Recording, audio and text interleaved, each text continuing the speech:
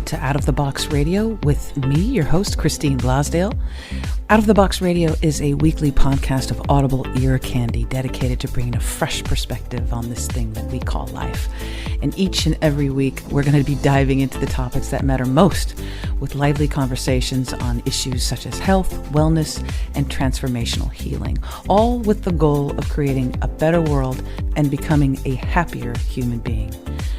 I will be your tour guide for this epic adventure, and each and every week we're going to be embarking on a journey with the ultimate goal being transformation to our highest potential. And now, let's get out of the box.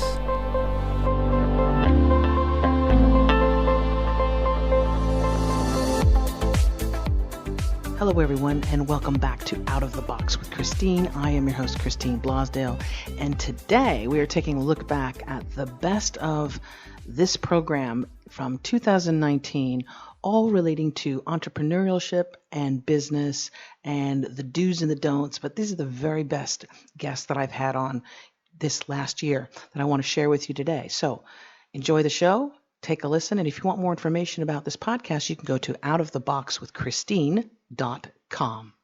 Now let's get to this best of special show.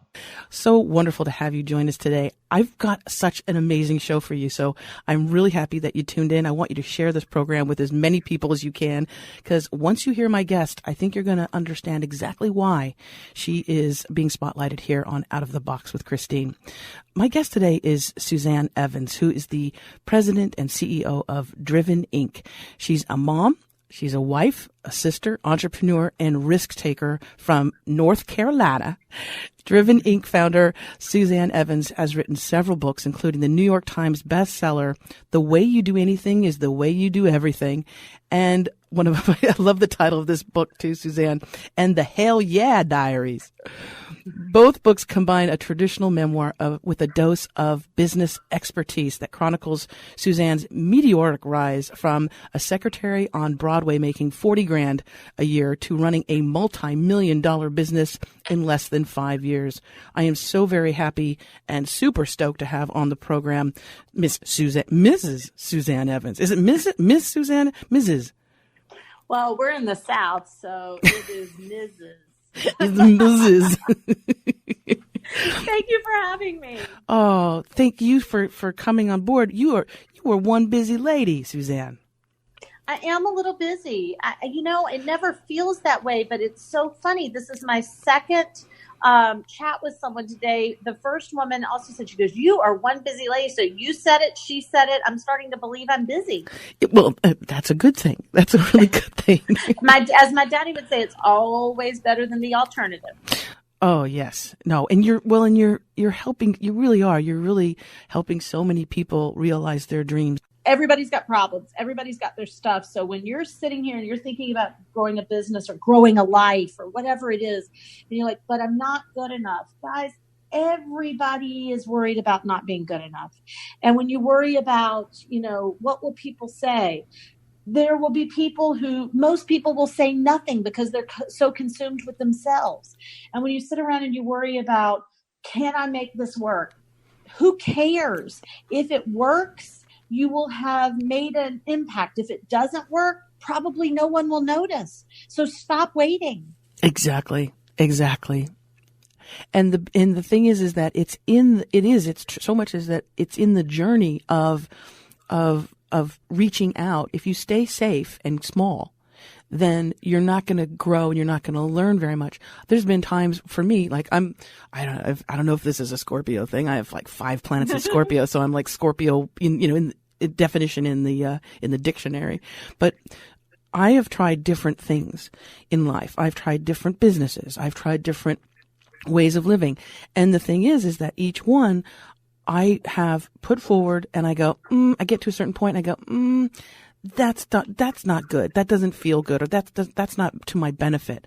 But the fact is that the very reaching out for it has given me confidence that I can do things, and that it has also pushed me forward. So the things that seem really big, I'm like, no problem, I can do that because I've done these other things.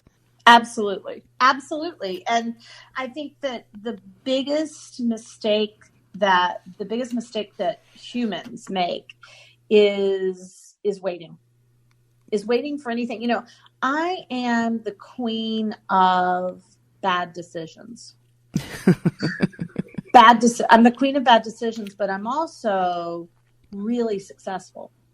And when I say I'm the queen of bad decisions, not because I make poor decisions, I make so many fast decisions that some of them just have to be poor. But you make a decision, but you're deciding.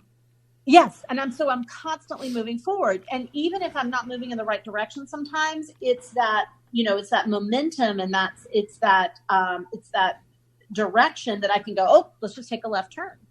And if you are waiting and if you are sitting still, nothing ever happens. I mean, so many amazing things have happened out of some of the bad decisions.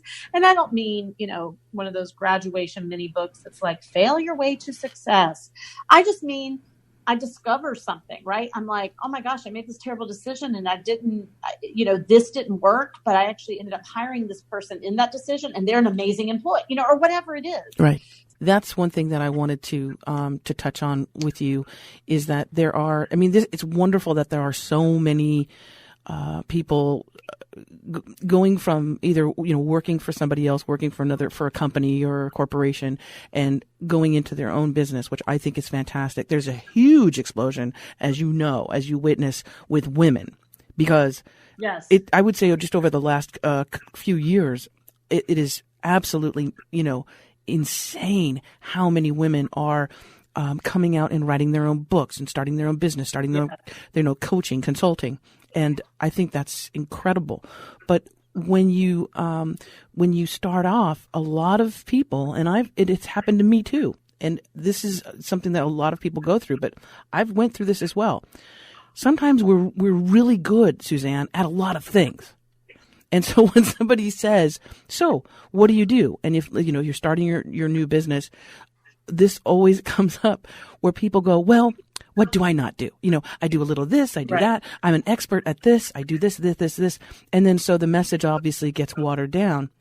Can you talk about that for people who are considering starting their own business, or they are starting their own business right now? They're not young, fresh entrepreneur, and about the importance of at least honing in that message or narrowing down that scope, because we all are good at a lot of different things. Yeah. So here's the bottom line. Here's what I like to say.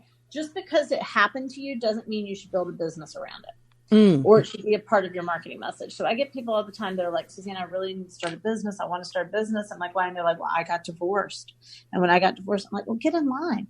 Because you got divorced doesn't mean you start a business around it. No. Or if you do, let's say you want to be a life coach, just saying that. It doesn't mean that you should be a life coach for divorced people, for empty nesters, and for people who are dealing with fibromyalgia, just because those are the three things going on in your life, right? Right. The key to any business is you solve one problem. You solve one problem, and that problem has a couple of components to it. That problem must be specific. It is not, I help people feel better. No, it is, I help people get off of diabetes medication, right? Right. So it has to be specific, and it has to have a level of urgency to it. There has to be a reason, right?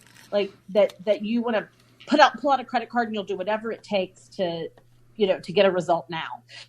So it has to have some urgency to it, and it has to be strategic, right? The other thing I always like to say is I also like your message in your business to be set up in that if you solve that problem, you'll also need something after that, because that's a business that can scale. So everything comes down to you solve one tangible problem. And I know you know this, but I can't even tell you, I can get into a circular conversation with an entrepreneur around this for hours, because they really, when you're leading from wanting to make a difference over a strong business acumen, you get in trouble every time. Don't get me wrong. Nope, I know. I want to make a difference, right? But no, you're exactly right. And the message is everything. I tell people that all the time. I'm like, if you can't stand in front of a group of people and in under a minute be really clear about what you do, the results you get, people, and why somebody should have an urgency to work with you, you don't have a business. You have an idea. Say that again, please, for the people. Preach it. Say it one more time. Come on, Sister Suzanne. Yes. So if you don't have a very specific message that you can deliver in under a minute that identifies the problem you solve, the results people will get, and creates urgency that they want to buy right then, you don't have a business. You have a feeling or an idea. I love that. Yeah. You basically summed it. You just summed up like every, the whole roundabout thing with the Tony Robbins and these multi-day things. You basically just summed it up in under a minute, 30 seconds. There you go, guys. And you didn't even have to travel. And right? You didn't have to pay her. But it's true. And so we get really caught up but here's the other thing I love when people say, but I'm different. What? Oh, please don't be. Please don't be, because it will never work. Now, I want you to be you. I want you to be unique. I want you to be your authentic self. I want you to bring your special juice to all of this. But when people go, you don't understand because I'm different. I'm like, no, we don't understand because no one understands. Right. Right? It's not because you're different. Special snowflakes don't build successful businesses. People who go, and this is the other thing too, is you don't want to be building something no one else has ever done. People will come to me all the time. They go, I'm doing something no one has ever done. I'm like, do not do that. Right? Because we're living in a day. I mean, unless you're a nuclear engineer, doesn't tend to be my client base. Right? There's nothing new to be invented, right? We need to lose weight. We need to find love. We need to make money. We need to manage money. We need to be better parents. Right? Whatever it is. Right. It's all been out there. So don't try to do something new or create something crazy and random. Try to improve the marketplace. Right. Try to bring a unique angle to it. With your own unique brand, with your own unique personality. Trillion%. Yeah. Trillion%. Hey, Out of the Boxers. We'll return to this program in just a few seconds, I promise, but I wanted to tell you about something that I am so excited about. It's my very own personal development program, and it's called Accelerate Your Dreams. If you want to start your own business, write a book, create healthy and happy relationships, or simply lose weight, our goal is to get you there. You can find out more by visiting accelerateyourdreams.com. That's accelerateyourdreams.com. Check it out. And now back to the program. Hi, everyone, and welcome back to Out of the Box with Christine. I'm your host, Christine Blosdale, and I'm so excited about today's show. It's all about money, but not just money. Wealth and abundance can mean a lot of different things. If you have a lot of money and you don't have any time to enjoy it, that sucks. If you have a lot of money and your health is so bad, you really can't enjoy it. That sucks too. So my guest today is Julie Steelman, and I'm so excited. Okay, so Julie earned her way out of the corporate world at the young age of 47 by unlocking the secrets to a new style of feminine earning power. She discovered that all women, possess an internal wisdom she calls feminine financial intelligence. And this is what's so phenomenal about her is that she was able to actually exit that corporate world at the age of 47 because she generated over $100 million in online advertising revenue. Julie is the CEO and founder of the Financial Freedom Institute and is known to her clients as a financial visionary, a wealth coach, and selling expert. This is why I had to have her on the show because I know how to sell too. And we've got so much to talk about, but welcome to Out of the Box with Christine, Julie. Thank you. I'm so excited to be here, and it's such an honor to hang and be in space with you. I met you recently, and I love your vibe and your energy and what you're about. And I think you're doing such a cool thing for people. And I love your show and the breadth of topics that you cover because you're not leaving out any areas of life. And that's so refreshing.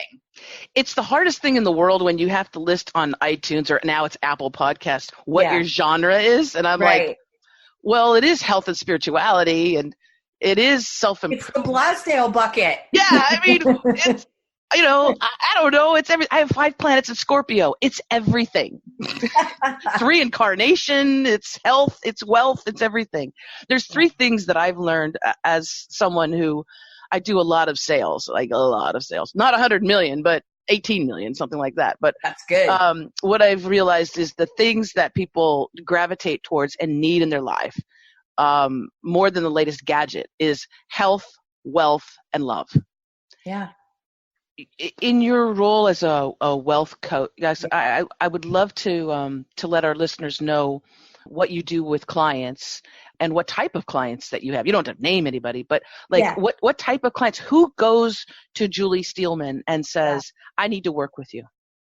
You know, it's a classic. It's very smart, conscious, caring, entrepreneurial women who don't want to work for anybody else. These are women who I think are real pioneers. They're actually bringing in new blueprints of consciousness. They're very consciousness oriented. Then, like you, really focused on wellness and transformation so that we can all have a better life and the planet can be the place that we yearn to live in, you know? And a lot of them are 6 and 7 figure earners, but they're not keeping very much of what they make. Right. And so there's a consciousness shift there, but there's also a shift in a practicality about how you run your business. And I noticed that a lot of pricing is not oriented around prosperity.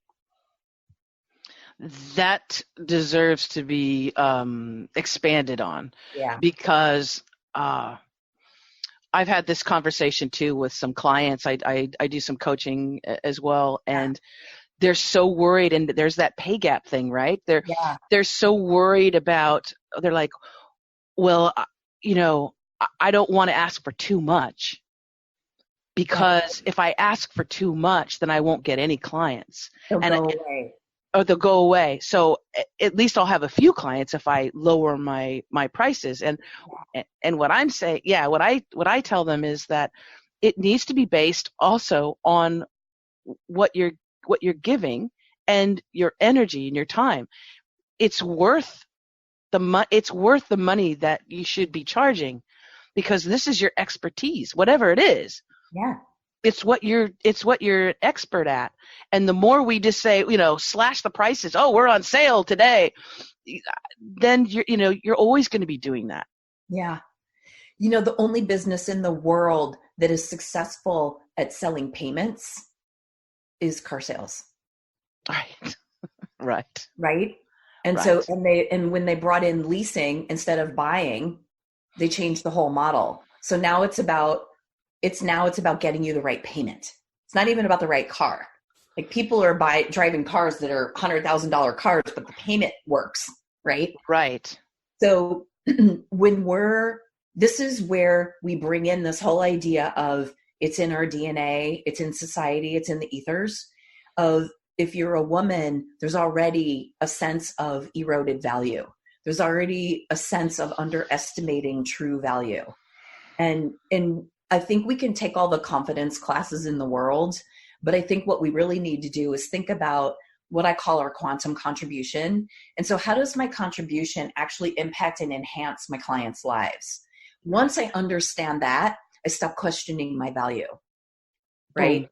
And it becomes less about, do I value myself? Because then that's very self-focused. And we have so much work to do there. You kind of never totally win at that game. You make progress.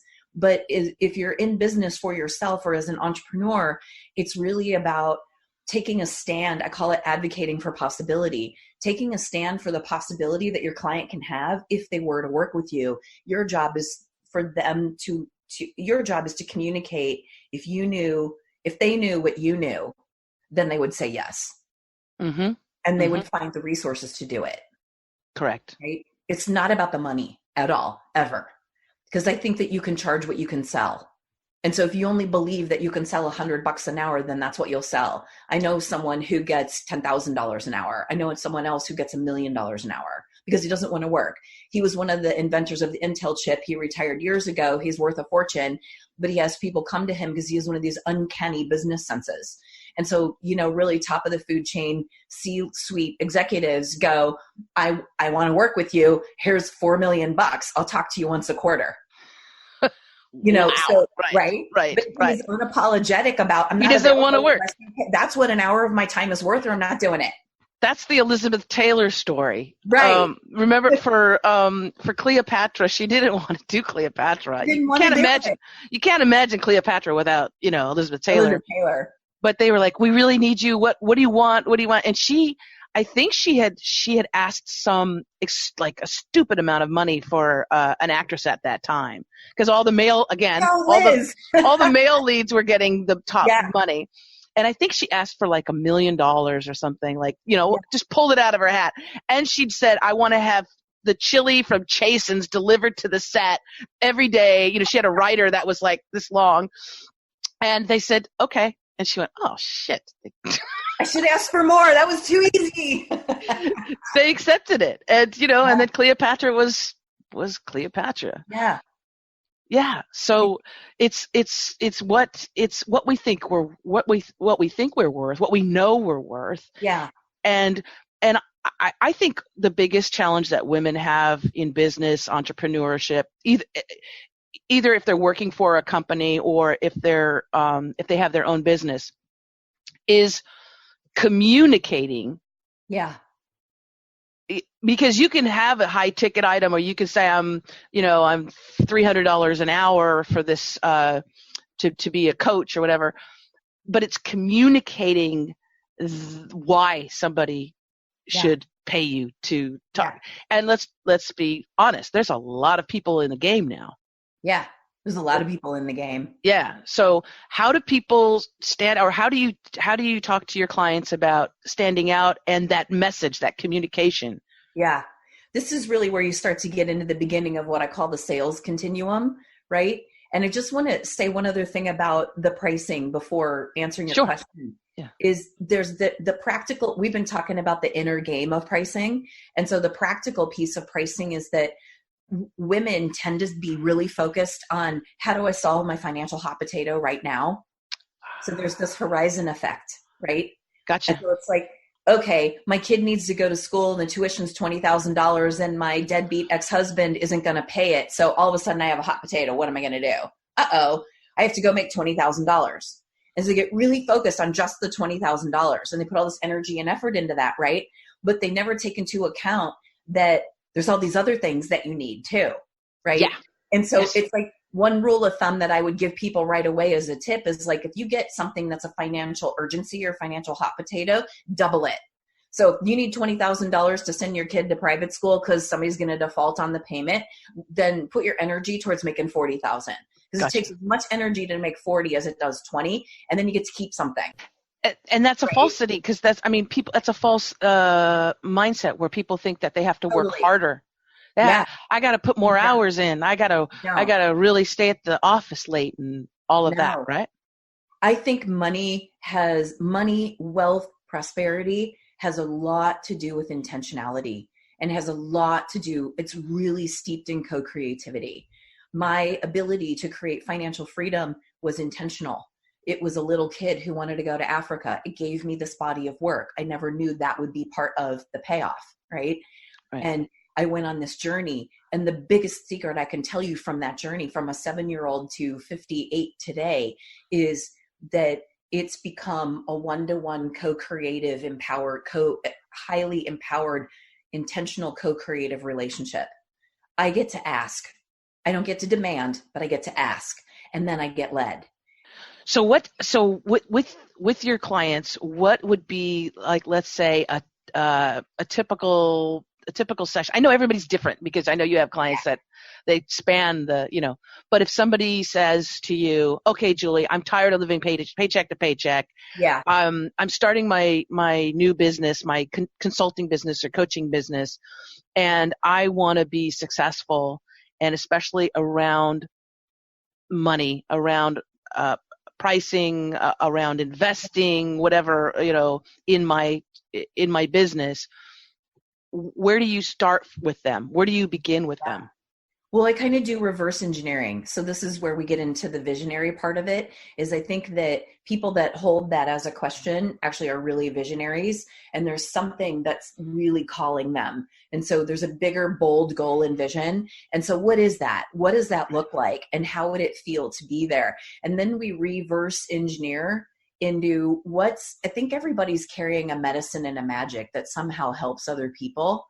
And so you were asked the question earlier, like, how do you language that? How do you communicate that to clients so they can resonate with it and see themselves in your offer? So they go, oh yeah, that's the right thing.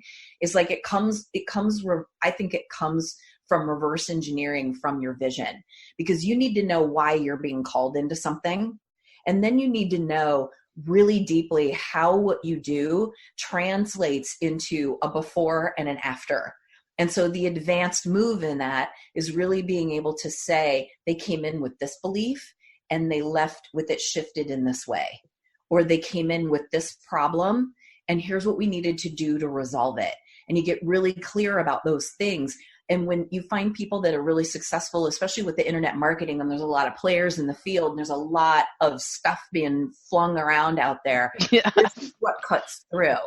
Because people looking for it start to go, oh my God, she said what I was thinking. Right. And that's how you do that. I love that. I love that idea of reverse engineering it. And that gives you the longevity too, when you have that mission or that goal. I had heard it, and I forget who the quote could be attributed to, so I apologize to you, whoever. But it was something along the lines of, people don't buy products or services, they buy you. Yeah. And I think especially with women entrepreneurs, that's an area that hasn't been fully tapped. No. And it needs to be. Yeah. Because what we are is amazing. Yeah. We're totally amazing. And it's like this idea of reverse engineering, what's so genius about it is it gets you focused on the goal and vision and what you're of service to, the possibility. And all of a sudden your attention isn't on, am I valuable, am I worthy? Your attention's on the service. Your attention's on the possibility you want to create for people. And Ulster says something along the lines of clarity sells and energy closes. Something, I forget what his exact words are, but something along the lines of, it's like, when we presence our energy along with having the right languaging of things, that's the magic formula.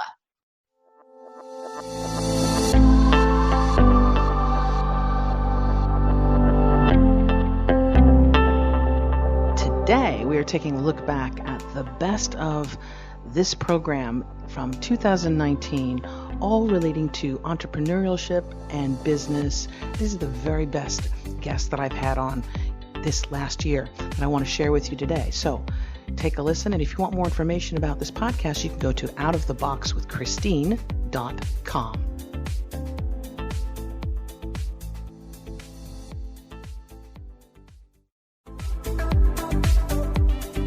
Hello, everyone, and welcome back to Out of the Box with Christine. I am your host, Christine Blosdale, and I am so very happy that you tuned in today, because we are going to be talking about one of my favorite subjects, and that is getting over, releasing ourselves from these unconscious blocks that we have. And this particular arena of life is so very important. My guest today is Chella Diaz, and she is a speaker and trainer who specializes in identifying and releasing money blocks. That's right. The greenback, the money, the moolah, the stuff that makes the world go round. Yes, unfortunately and fortunately, it is something that we do need to deal with, and we are going to be talking about so many different aspects. Chella also is the author of the book Money Boot Camp, Financial Literacy for Teens. She works, again, with women, in particular doing these workshops, but she also works with teenagers, which is we're going to talk about that whole subject. So welcome to Out of the Box with Christine, Chella. How are you doing? I am marvelous. Thank you very much. I'm so glad to be here.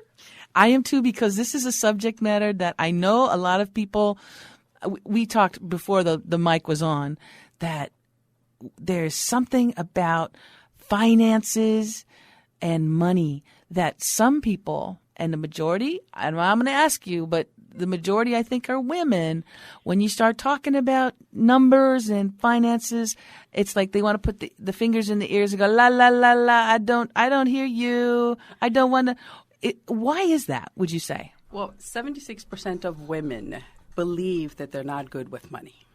Say that again. 76% of women believe that they're not good with money. I say believe because for the longest time, men took care of the finances, right? We didn't really have to do any of that. And I believe that it's okay if you're married to have the man take care of the finances, but at least you should know what's going on.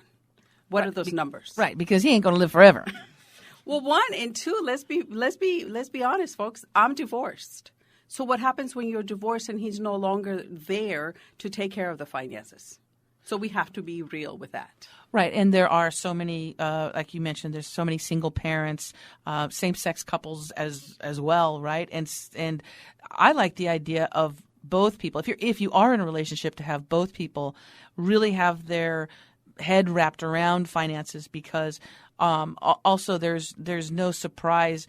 The number one you know what I'm saying. You know what I'm going to say. The number one reason for divorce is money. And we have different ideas about money. And I'm so glad we did not prep that, but that's exactly what it is. Because if you have the money conversation, right? How did he, even on same sex, right? Just have the money conversation. How did you grow up? You know what I mean? The other person. Right. So for me, I have to say, growing up, it was you have to work hard for your money. You got to work hard. You got to struggle. Right. So what if the other person comes from money, they're going to have a different point of view. You just have to be born. But when it comes to spending money, so now let's say that we're in a relationship, but when it comes to spending money, we have two different points of views. So I will use mine. My former husband was a shopper. Well, I'm not. Right. But we had to have that conversation because for him, he had a rough day. Shopping was, retail therapy. Folks, we call it retail therapy for a reason because a lot of people want to go out and shop. But imagine me, the other person is not a shopper. Right there, you're going to have a money agreement or disagreement. A conflict. We're going to have a conflict, right? Because we're approaching money from two different points of views. And again, what we were talking about originally is that most women believe that they're not good with money, not well with money. That is part cultural, right? Part, I guess, the time in which you were raised. You would think that, compared to, let's say, the 1950s or 30s, to today, you would think that we have, with women's liberation and education and also saying, hey, sweetheart, Prince Charming is not going to necessarily come and save you. You need to do this on your own. You would think that would change things quite a bit, but it hasn't. It hasn't because we still believe, again, this is the belief. We still believe because women are up at night. They're up at 3 o'clock in the morning thinking that they don't have enough money to retire. Yes. How do you know my sleepless nights? Right. We think about all these things, right? And it's about overcoming that. It does not need to be difficult.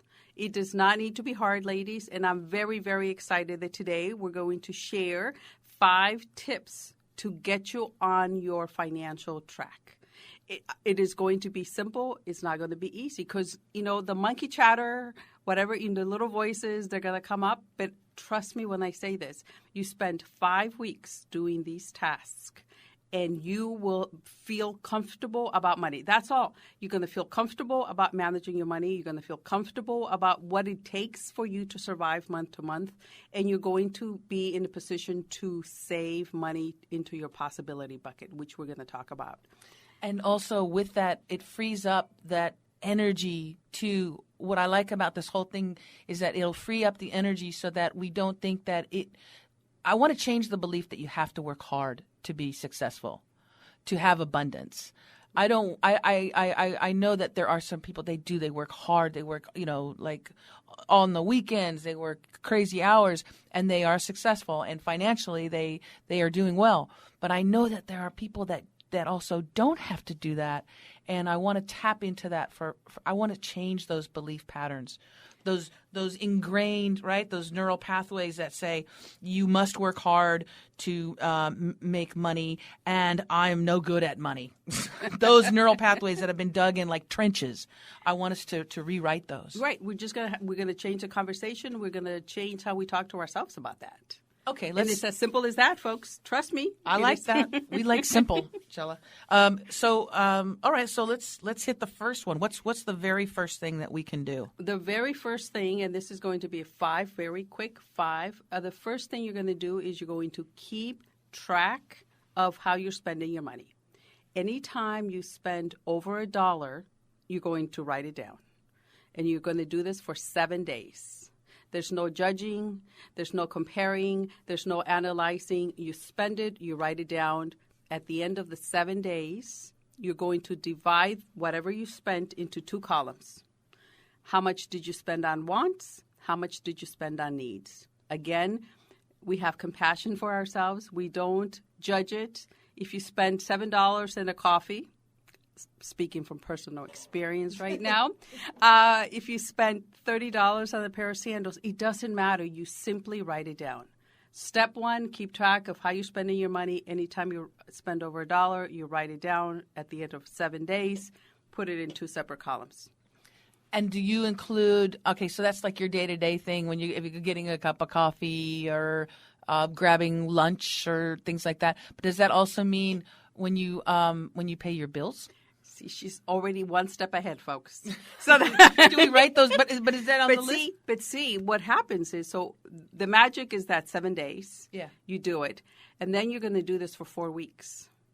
Oh, okay. So the second week, when you have your mortgage or your car payment or your rent or your utility bills or your phone bill, that's also going to be part of the list because that's what you paid out. And that would be, rent would be a need. Right? Oh, look at her. we do need to live in a dwelling. Cable? Very good question. Is that a need or a want? Well, also, let's say you need it because you need to have the internet connections. Let's say that we need it. Yeah. But can we go out and do a little comparison shopping at this point in time? Yes, we can. Right? Yeah. So it's about need. So this is it. So during those 4 weeks that you're doing this, couple of magical things are going to happen.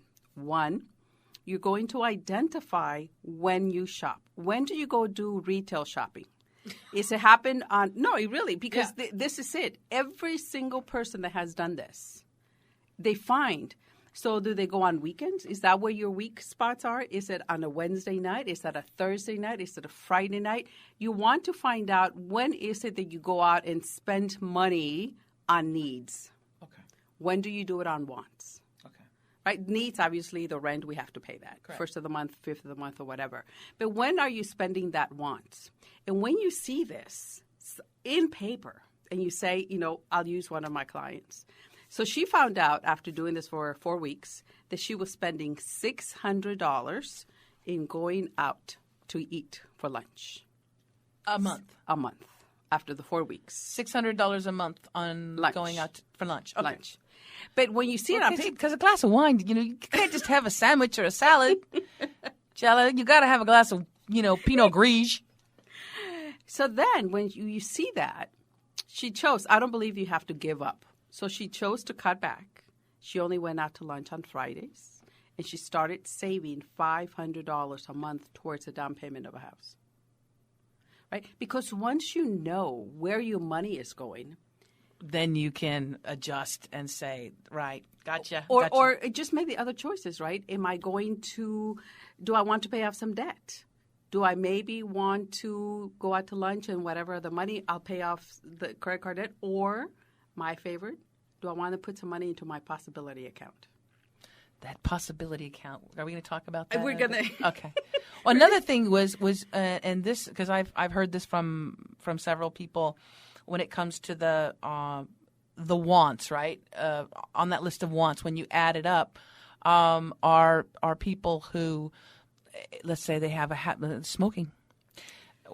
When they sit down and add it up, because a pack here, a pack there, they're not thinking about it, right? But when they add it all up, and they go, oh my gosh, this is how much I spend a month. Obviously, it's not good. It impacts your health, which can cost you financially later as well. But when you see it in black and white, again, it adds up like those Starbucks coffees. You're like, are you kidding me? Right? That's 4 new tires on my car, or that's like you said. What is it? Not a down payment on your what is it? Possibility list. It's a possibility account. So Christine cannot wait any longer. So we're going to talk about the possibility account. Okay. So I like the possibility account because in the possibility account, I want to have 3 months of my monthly obligations. I want to start saving for a vacation that I want to take. I want to put money in there for my tires that I'm going to need in 2 years. Mm-hmm. I want to buy a new computer. So that's it. It's a possibilities, right? It's not an emergency fund because I don't like personally don't like the emergency thing, but it's a possibility because you can put anything. Do I want to start investing for a future? Right. Do I want to do short-term investment, long-term investment? All of this could be into the possibility account, which is why I love it, because the minute you start seeing that possibility account grow, it's going to make it a lot easier for you to not go to the coffee and pay $7. Right. It's going to make it a lot easier for you to pack your lunch instead of going out to lunch. I'm not saying you're not ever going to do it. It's just more often you're going to do it. And also, the other thing I really highly recommend is that you have a list of at least 5 things you're going to do for yourself as a reward. Five things we're going to do for ourselves as a reward. So let's say you accomplished a milestone, whatever that may be. You saved $2,000. What are you going to do to treat yourself? Because I don't think we do that enough to actually consciously go out and do something for ourselves. I'll share some of the ones for my clients. Some of them want to go out and get their car washed. That's a treat for them. Right. Some of them go out and buy a nice bottle of wine. Some of them go out for a mani and a pedi. Some of them go for a drive to the beach. A list of 5 things so that you know that you're going to do something on this list when you accomplish a milestone. Correct. And you set your own milestone, whatever that may be. If it's $1,000 or... It's $500, right? It's you. It's a reward for yourself, because I don't think we do that enough. Yeah, no. We just go. I think we bounce around. We bounce around, and we're also... preoccupied. There's so many things going on, and that's why also too I think that we do spend money that we're not even realizing. So this whole idea about writing it down, everything over $1, writing it down on your list, and what was wants, what were needs, right? Yep. That is so brilliant because we are so busy, and when you're busy, you just go and do things, and it's sometimes it's out of habit. And other times it's just out of that sheer energy of just being bounced around this, this world, and you don't even realize it. But writing it down, that's awesome. So that's number one. One was keeping track. You're going to do it for 4 weeks. 4 weeks, right. And then we're going to start thinking of your money as dividing them into 3 buckets: your needs, your wants, and your possibility. That's number 3. Number 4 is compassion, compassion, compassion. This is the beginning. Today is the first day of your financial fitness. We're not going to look back at mistakes we made last year. We're not going to look back as to how we overspent and whatever we purchased that we did not need. That's going to come up, but you're going to have compassion because today is the new start of your financial fitness. And number 5 is I recommend you get an accountability partner. Get 2 or 3 people that have similar, you don't have to have same goals, obviously, but have similar goals. I'll share. I have 2 weaknesses, folks, and I've been doing this for many, many years. I cannot resist things on sale, even if they're not for me. I want to buy them. I know. And purchasing personal development courses. Those are my 2 weaknesses. Yeah. So when I get tempted to do that, I call my accountability partners and I justify to them my sale. Why do I want to purchase this?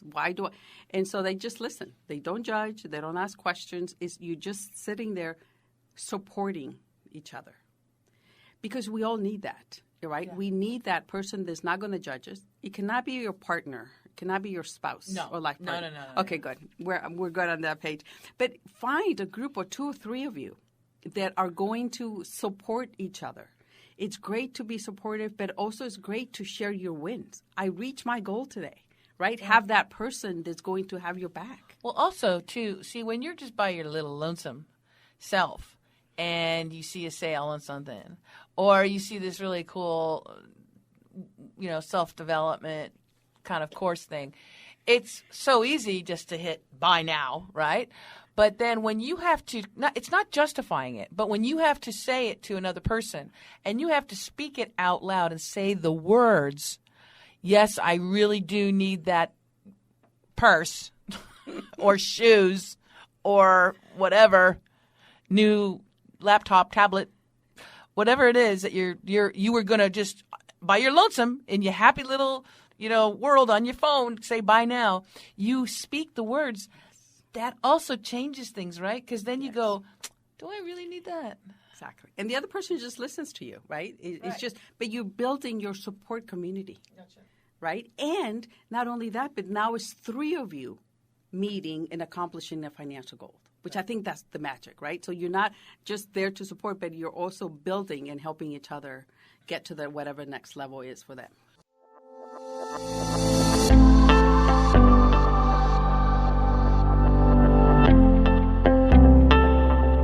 Today, we are taking a look back at the best of this program from 2019, all relating to entrepreneurship and business.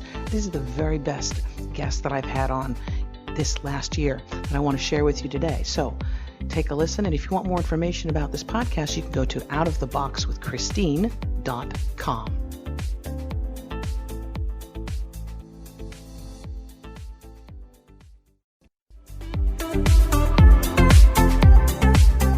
Hello, everyone, and welcome back to Out of the Box with Christine. I am your host, of course, Christine Blosdale, and I am so happy. I am jazzed about today's show, and so I'm really happy that you tuned in. You got to tell your friends about the show. You got to share the show when it's over.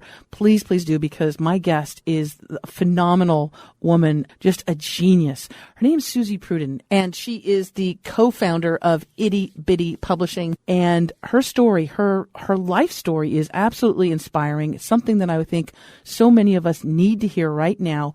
But her publishing company, she put together with her sister, Joan, and they wrote the original book was the Itty Bitty Weight Loss book.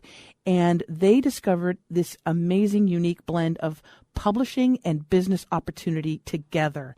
And since they founded the Itty Bitty Publishing company, they have, well, she's going to tell you the success of this 15 simple, informative steps by experts in their field of all kinds. And I'm so excited to welcome to Out of the Box with Christine, Suzy Prudden. Suzy, welcome to the show. Thank you, and thank you for that fabulous introduction. When you're an author, you are perceived as an expert in your field. Then you get booked for speaking engagements, and then more comes, and maybe the New York Times will come and do a photo shoot of you, right? I'm ready. Yes. You got your hair done now. Now I know what I'm doing. I mean, I did 18 national tours because I wrote so many books, and it is a skill, and it really works. But the itty bitty, we didn't wake up that morning. My sister was visiting me over the holidays, thinking that we were going to be doing this company. It happened literally in a flash. Mm-hmm. And since then we've also created Legacy Press, because some people really want to tell their whole story. And this is very funny. My sister hates story. She hates it. It's not even a mild dislike. she she's very, and she voices her disapproval. And so I have some authors who really want to tell their story, and I don't really care. You want to tell your story, and you want to pay me $5,000? I'll tell your story. Exactly. And then we'll market you, because I have somebody who's just finished her book, and it's about the hell she went through with her husband, and and it was really, and her family and religion, and it was just, I read this book and I'm going, oh my God, it's amazing this woman's still alive. And now she's using all that experience to help people who are in similar situations. Which are heal. A lot. There are a lot. Yes. Yeah, there are a lot. And so but her story is inviting people into her mindset, into her life, so she can come into their life to help them out of where they are to where they would like to go. Well, and in that case too, you need the story, because you can't just do 15 simple steps to get away from your abusive husband. Well, I mean, there's an idea right there. Oh, the itty bitty get away from your abusive husband book. Oh. Okay, we're not making light of this at all, but my goodness. Yes, okay, so that's why the story was important, obviously, right, so that you draw the listener in. But I'm kind of with the mindset, too, with your sister. I like, and it's the social media, media-itis that we have, where, we're so busy. We've got so many things going on, and we do absorb or consume information in smaller and smaller bites, and quick. And I do like and I also like the idea that that because it's the itty bitty book too, it can be. I feel a sense of accomplishment when I finish a book, and when it's a 300 or 400 page book, I'm not going to get through that thing, and then I always feel like there's something that has not been finished. And I like to cross things off my list. Are you a lister? It's so much fun reading itty bitty books, because 20 minutes, check. 20 minutes, check. What we looked at was the dummies books, and dummies books are 350 pages you have to read with a yellow highlighter. Yes. And itty bitty books are the yellow highlights. But you want to give our listeners an idea of maybe what the world can expect from itty bitty publishing? Are there things that you want to do outside of what you have been doing? Because I know you're not going to rest on your laurels, so to speak. Okay, so now I'll tell you absolutely brilliant idea I had. I'm listening to my clients, and I say, why don't you, I tell them, you have a very unique, this is very funny, you have a very unique idea, and you have a system that you created.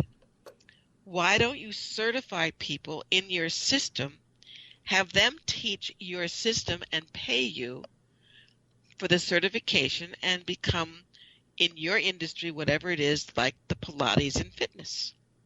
Mm-hmm. And they say to me, well, what gives me the right to certify? I said, because it's your system. Oh, I love that. And I know. And they kind of look at me like, yes, but I don't have the certification. No, silly. Yeah. It's your system. Pardon me? But you nailed it on the head. It's your system. Yeah. I mean, Pilates didn't have a certification to create a Pilates certification. I mean, Pilates was Pilates. Yes. Zumba is Zumba. I mean, it's so funny. Jazzercise is jazzercise. Dancercise is dancercise. And they all have certifications. But they didn't go to a place where it says, this is the official, the only certified. No, right. Yeah. This is the certification program to certify what you know. So I've created a certification program. Wait, what? My brain just snapped. Wait, you created a certification program. So I certify people to certify their program. Oh my God, you're brilliant. And it's like, oh, thank you. So you take them through the whole, because here's the thing. Let's say I've got a system, whatever it is, XYZ. I'm not going to know how to market that or how to make it a certification. Right. You teach people how to do that. Yeah. And I made it, my sister and I made it up. Because we created a certification program for weight loss when I was in the weight loss industry. Right. It was our program. Right. And then we certified people to be, what would we call it, pounds off certified practitioners. And they could teach the pounds off program. Oh my God, Suzy, then there's so many things that you could certify people with. Anybody who comes into me with a system that they made up can certify people in that system, and then have people. So it's like Reiki. It's like NLP. It's like hypnosis. It's like Pilates. It's like Zumba. It's like dance exercise. It becomes a tool in your toolbox. Yes, a really nice tool. Suzy, we're almost out of time, and I want to let our listeners know what's the best way if they, first of all, if they want to check out Itty Bitty Publishing and of course the work that you do, if they want to get in touch with you, if they want to also become a best-selling author, how do they get in touch with you? Where do they go? There's two ways. They can actually call me directly. I do answer my phone. Really? Yeah, I do. You want to give your number out? Yeah, if it's too much, I'll just get a new phone. There you go. Go ahead, girl. Throw out that phone number. It's 310-640-8885. We got to do that again. So, yeah. 310-640-8885. Okay. And that is a cell phone. And so you can text me, which is actually better, because I sometimes I sometimes get so many calls that I don't see them. And do you have a website? I will see the text. Do you have a website so people can check out the... That's what I was going to get. Yeah. Next is Itty, I-T-T-Y, Bitty, B-I-T-T-Y, publishing.com. ittybittypublishing.com. Yeah. And if you want to write to me, it's Suzy, S-U-Z-Y, at Itty Bitty Publishing. That will go to Donna, who will send it to me. And if you want to, you can send me a note on there's a part on the front page that says if you want more information, put your information in here and I'll call you. You are wonderful. Oh my gosh. My guest again has been Suzy Prudden. She is the co-founder of Itty Bitty Publishing. And again, you can get more information by going to ittybittypublishing.com. She threw out her phone number, which is like so fantastic that you're going to have a phone number for her. It's 310-640-8885. We want to remind people too that this show, if this is not just for you, but if this is something that you think would be amazing, an amazing opportunity for a family member, for a friend, please do share this program with them. You can do that by just sharing the YouTube video. Also, you can subscribe to the show as well by going to iTunes, iHeartRadio, Spotify, Podbean. It's all available there if you want to make sure that you never miss an episode of Out of the Box with Christine. But I want to thank you again, Suzy, so much for the work that you do, and for all these itty bitty books and best-selling authors that they are.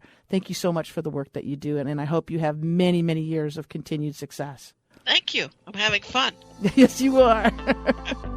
All right, listeners, thanks so much again. And remember to tune in next week for another show. And as always, remember to stay outside of that box. Bye for now.